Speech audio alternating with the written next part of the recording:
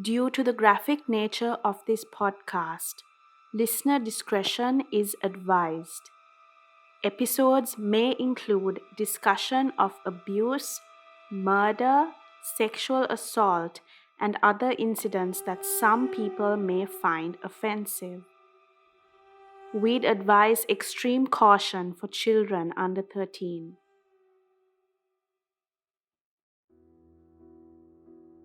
Popular Lankan actor Kamal Addararachchi watched in silence as a frail and drained teenage girl took the stand. Inoka Gallage was barely 17 when she met Kamal. She hailed from a rather dysfunctional family life and lived with her aunt and uncle. Yet she decided to leave home due to an issue with her uncle. Inoka packed up her belongings and went to seek refuge at a friend's house. When she found she was unwelcome there, she traveled to Kotte in search of her grandmother. Inoka desperately needed help to continue her schooling, as she had no other prospects or family she could rely on. She was looking forward to reconnecting with her family. Upon arrival at her grandmother's house, she found that it had been demolished and her grandma no longer lived in the vicinity. She inquired from the neighbors if they had an address for where she moved to, but sadly had no luck. She broke down in tears and confided her problems to a neighbor passing by. This neighbor, taking pity on the young girl, gave her an address of a place where she might find a job. When Inoka reached this address, she realized that the home was unoccupied. Although she felt defeated, she decided her only hope was to search for the occupants. The neighbors of that compound directed her to where the former occupants now lived. Upon reaching this residence that evening, Inoka realized that the address given to her was none other than the residence of a popular actor at the time, Kamal Addararachchi. She was confident he would be able to help her. Kamal was not at home at this time. His auntie, who welcomed Inoka into their home, she mentioned that he had gone out but will be back at home soon. Kamal's aunt was kind to Inoka. She listened to her story and upon feeling pity for the girl, had hosted her with a meal as she waited. Kamal finally reached home at around 9 p.m. that evening. He was taken by surprise when he discovered the young schoolgirl impatiently awaiting his arrival. Inoka introduced herself and Kamal patiently listened as she vented her frustration and told him of her story, desperation, and plight. Kamal listened patiently and the two had a close chat for 2 hours under the watchful eye of the old lady. Kamal, upon hearing her plight, promised to do all he could to help. He volunteered to finance the young girl's education and find her a home to stay in. He also gave her some money to get started. Inoka breathed a sigh of relief as her mind was finally at peace. The majority of her concerns were addressed, and she was thankful that someone was willing to help her get back on her feet. As the clock struck midnight, she realized that it was getting late. It was time to go back to her friend's house. Thankfully, Kamal offered to drop her at her friend's place.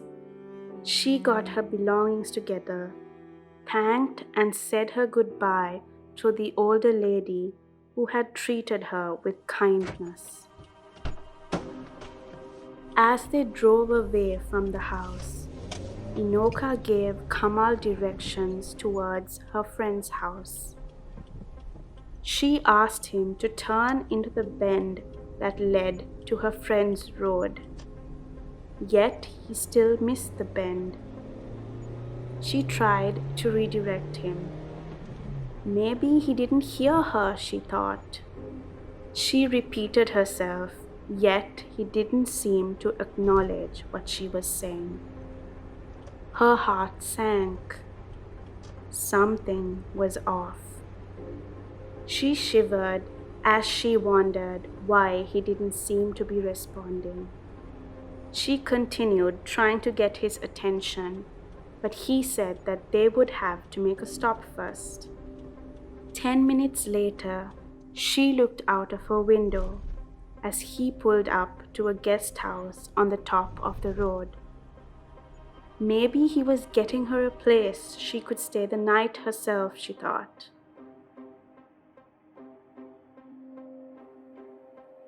Three hours had passed, and Inoka lay paralyzed with fear on the edge of her bed. She could not comprehend what he had done to her. Was this the only reason he even agreed to help her? Her safe haven had been ripped apart. She felt used and desperate once more. She was still confused as to how the night had played out. She vigorously resisted as he pinned her down to the bed, where he then forcefully had sexual intercourse with her. She had nowhere to go and no one to tell.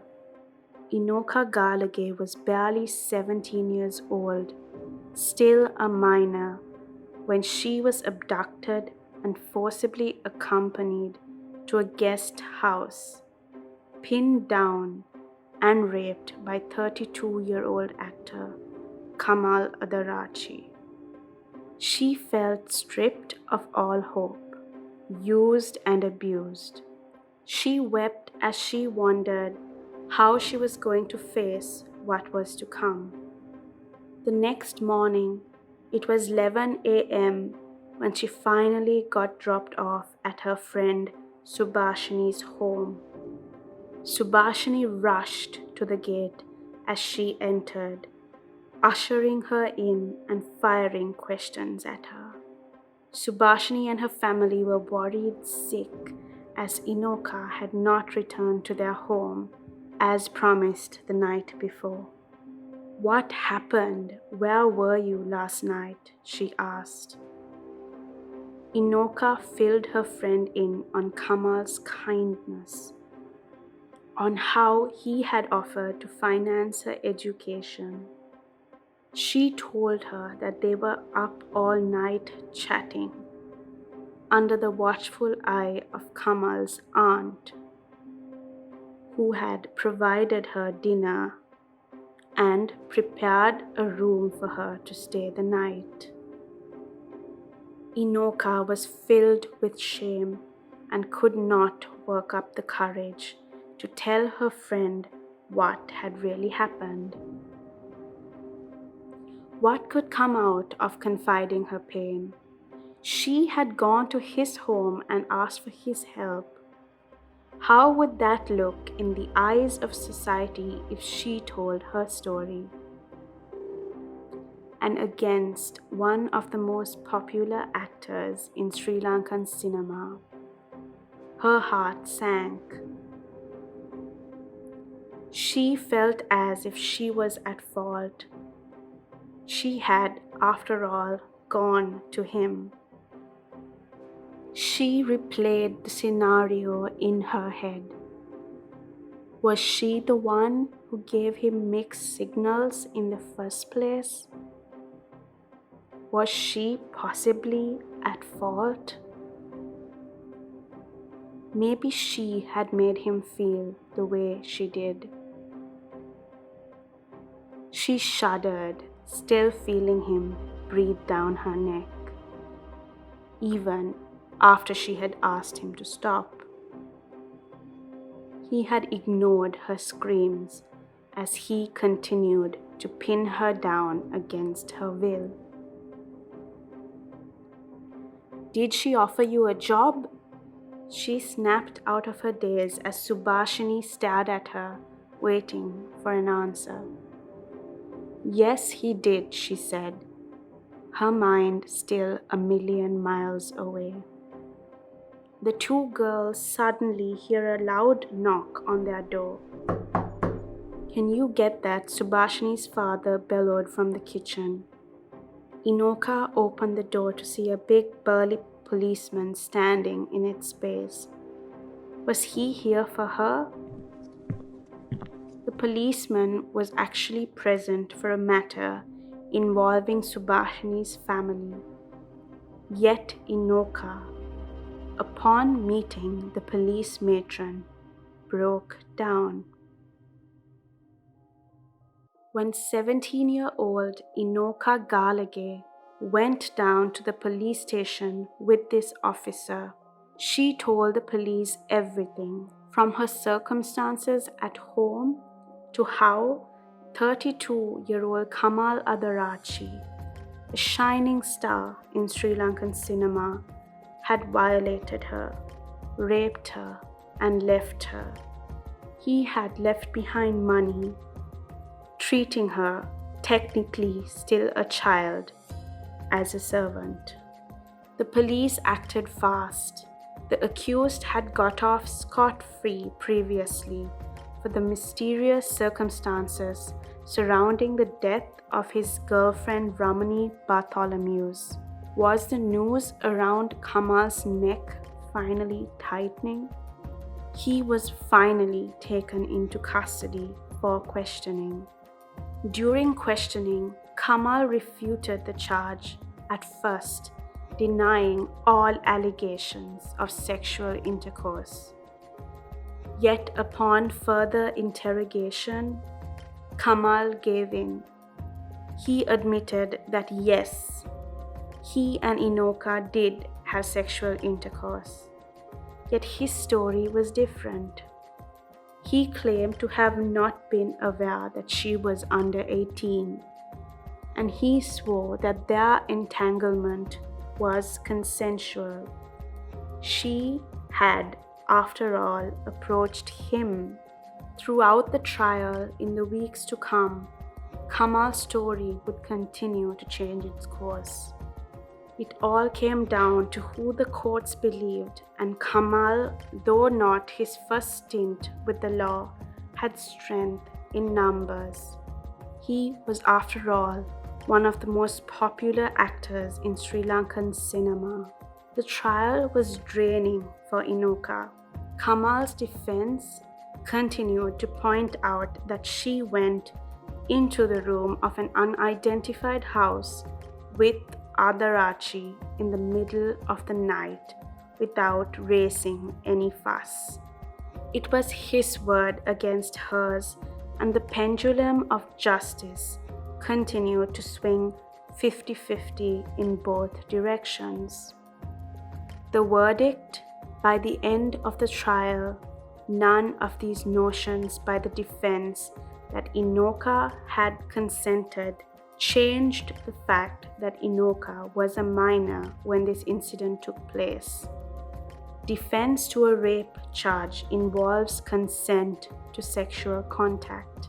Consent involves active engagement as opposed to passive compliance.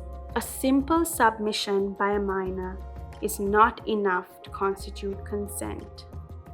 Kamal was charged with 2 offenses in the High Court of Colombo. He was charged in the first count with kidnapping Inoka Gallage on August 25, 1983, with the intention of forcing or seducing her into having unlawful sex, a crime punishable under Section 357 of the Penal Code.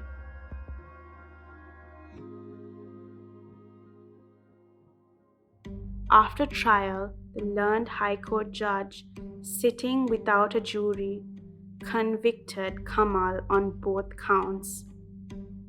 He was sentenced to serve a term of 2 years of rigorous imprisonment on the first count and a term of 10 years rigorous imprisonment on the second count, both sentences to run concurrently. In addition, Kamal was ordered to pay a fine of 1 million rupees with a default term of 2 years of rigorous imprisonment. It was further ordered that a sum of rupees 9 million to be paid to Inoka as compensation. Yet the question still lies: was justice served? Was Kamal finally paying for his crimes? Sadly, his indictment didn't hold up too long. Kamal appealed the conviction and sentence in question, and Inoka and her plea for justice were back to square one. The events that followed proceeded in an increasingly complicated manner from that point on, culminating in the now famous judicial reprimand of Addararachchi for failing to behave like a cultured man, as the situation grievously demanded, but with the assurance that the law would not be so cruel as to label him a rapist. The Court of Appeal bench, made up of Justices Hector Yapa and P.H.K. Kulatilaka, ridiculed Inoka's claims. They pointed out that her claim that she did not consent to sexual intercourse was called improbable in light of the normal conduct and behavior patterns of Sri Lankan society. The defense course pointed out that this was because Inoka went into the room of an unidentified house with Kamal in the middle of the night without raising any fuss.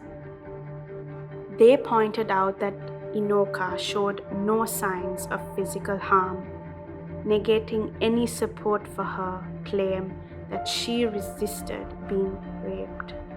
The court used the objective standard of recognized and anticipated behavior of women in this nation in making this declaration. Of course, this judicial reasoning was in stark contrast to the position adopted by High Court Judge Shirani Tilakavardhana, who claimed that gender stereotypes about what women should and shouldn't do, when and where, undermine the fundamental equality of men and women. It was argued that just because a woman enters a room with a male doesn't mean she is agreeing to engage in sexual activity.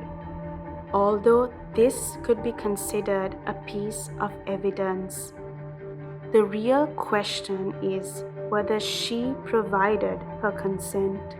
Kamal may be found guilty if it is demonstrated beyond a reasonable doubt that he was aware of or negligently or willfully oblivious to the fact that Inoka did not express consent. The absence of consent may be obvious through both verbal and non-verbal behavior. According to the High Court's application of this principle to the facts, a regular person with greater life experience might have reached a different decision. But Inoka, who was only 17 at the time, lost, alone, and helpless, did not know how to deal with Kamal's advances. The likelihood of her account of events was not to be discredited by the simple fact that she acted in the way that she did. Sadly, the Court of Appeal rejected Inoka's version of events. Inoka had come looking for Kamal, according to 2 witnesses called by him, and had then acquired his current address, they testified. Additionally, it was deemed to be extremely crucial that the only thing she had with her at the time was a notebook that included the name and address of Kamal. Inoka's grandmother's location was unknown to her mother, who also gave testimony.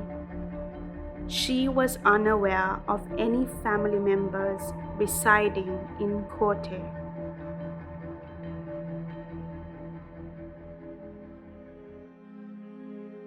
All of this was said to corroborate the defense's claims that Inoka had actually left with the specific intent of seeing Kamal.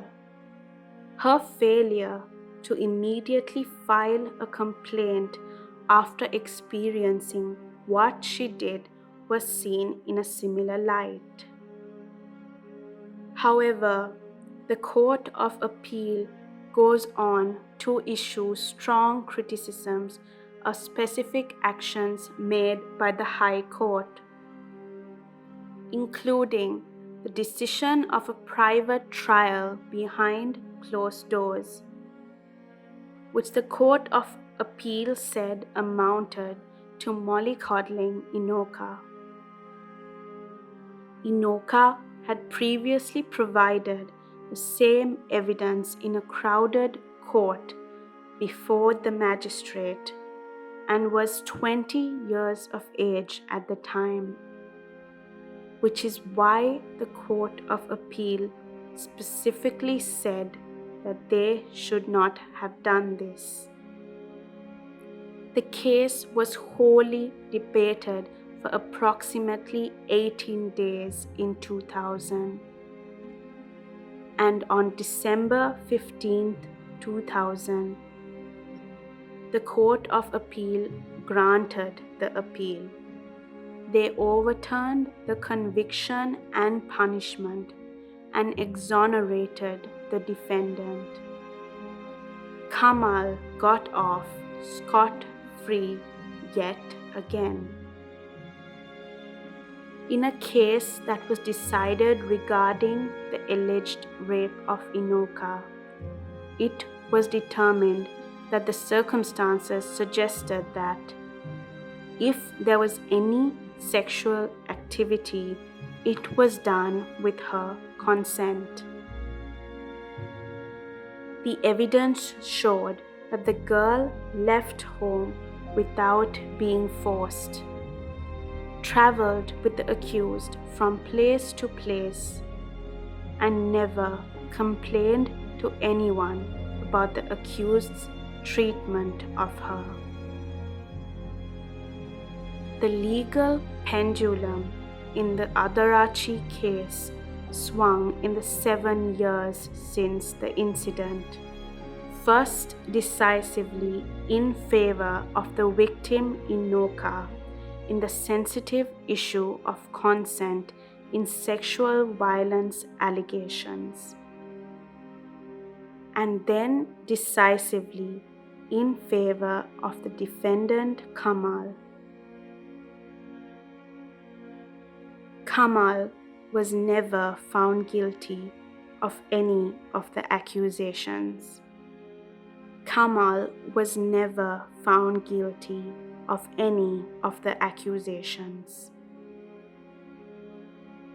Had the Court of Appeal overlooked the possibility that Kamal's initial lies would serve as confirmation of Inoka's version of events?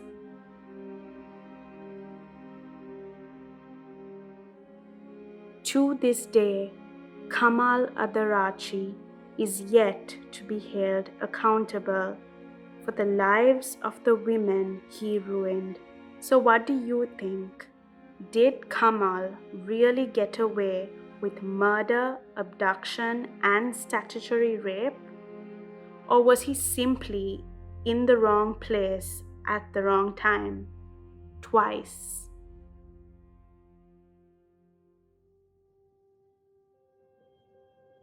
Murder, She Cried, hosted by Stephanie Herft, is a Paradeim original. It's executive produced by Zishan Akram Jabir. Podcast cover art by Randitha Philip with production assistance by Rajit Maligaspe. This episode of Murder, She Cried was researched, written, and fact-checked by Stephanie Herft. To hear more from me, follow me at Steffi Herft on Instagram and TikTok.